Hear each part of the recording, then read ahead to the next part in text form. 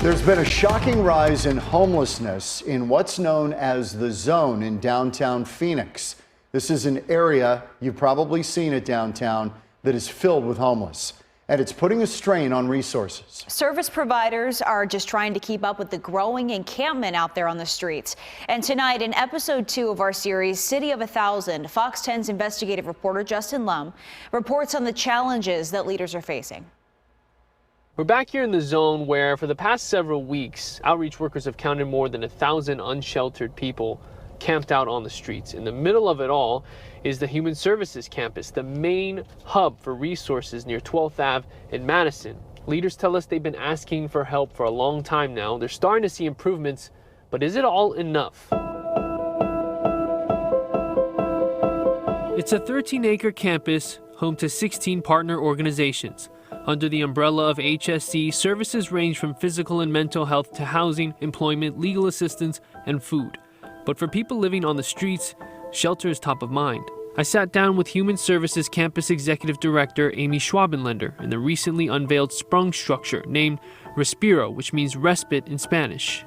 A 6,300 square foot tent with air conditioning and heating. There are 100 beds, relief for the unsheltered. The next phase is to hire staff so that we can be open during the day in order for those 100 people who sleep here overnight to be able to stay in here during the day or to come and go as they need to go to appointments, to go on job interviews, to do whatever they need to do and really have this as their home base. Outside the sprung structure is a mobile restroom unit, 5 bathrooms for men, 5 for women, along with 24/7 access to sinks and drinking water. Schwabenlender says the main goal is finding affordable housing for clients, but that's a major challenge for housing navigators at HSC. It's really emotionally, mentally hard for them to just keep telling people, I don't know when you can move into a home. Meanwhile, there's just not enough beds for everyone living in the Zone. Have you ever seen anything like this in your 5 years? Never. When I started here, less than 200 were out here, maybe 150. Never seen anything like this. Lisa Glow is the CEO of Central Arizona Shelter Services, or CAS, based on HSC property. The oldest and largest emergency homeless shelter in the state has faced a long-time bed shortage. CAS currently has 470 beds. By June, the mark will finally hit 600. We're under-resourced to the extent we need more funding for more shelter beds. We're hiring, just like everybody across the country.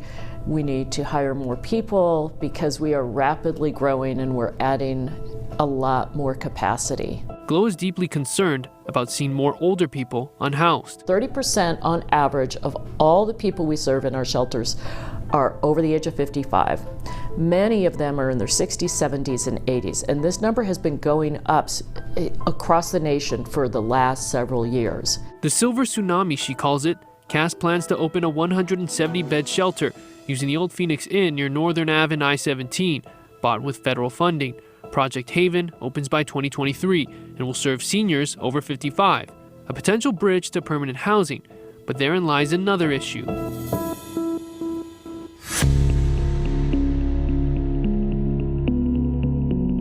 We're seeing people every day come into homelessness because they can't afford their rent and they're working. So they sleep in their car or they get a bed here if we have an opening. Take it from Steve Harrison, who says his rent went up about $300. He couldn't afford it. For the last 3 months, he's been living out of his Toyota. It's tough. I'm 68 years old, man.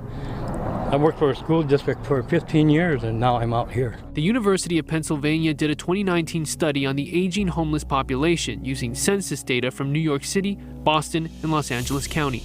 Projections suggest that the amount of the nation's unhoused people older than 65 will nearly triple from 40,000 in 2017 to 106,000 by 2030.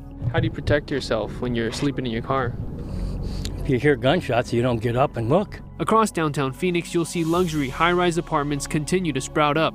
Beautiful modern architecture with a hefty price and economic impact.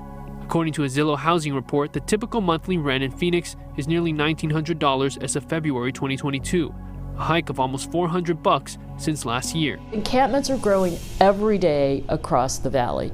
So if a neighborhood hasn't been impacted, they probably will be in the near future. The city's landlord incentive program did provide $500,000 to nearly 600 landlords who accepted housing vouchers from those trying to get off the streets. And City Council recently approved increased incentive payments of $2,000. There's an inventory of landlords that are willing to house this population. There's not enough of those. Breaking down the city's $50 million investment into homelessness solutions, the majority, $28 million, goes to shelter services, including funding the sprung structure and the incoming beds for CAS. There's $9 million for mental health services, $8 million for outreach services, and just under $5 million for rapid rehousing. Shelter doesn't end homelessness. Toilets don't end homelessness. Housing ends homelessness. Steve is saving up enough money for his own place, but for now hopes to get into the city's newest 200-bed shelter opening at 28th and Washington Streets. I love Phoenix. I've been here 50 years, man. Something has to be done. And I wish I could talk to Doug Ducey and tell him. He knows what's going on here. In downtown Phoenix, I'm Justin Lum for Fox 10 Investigates. There will be 900 beds available in time for summer between CAS, the Human Services Campus, and the city's new shelter. As for more funding, Phoenix has a $76 million surplus. Yesterday, the City Council voted to approve the 2022-23 budget.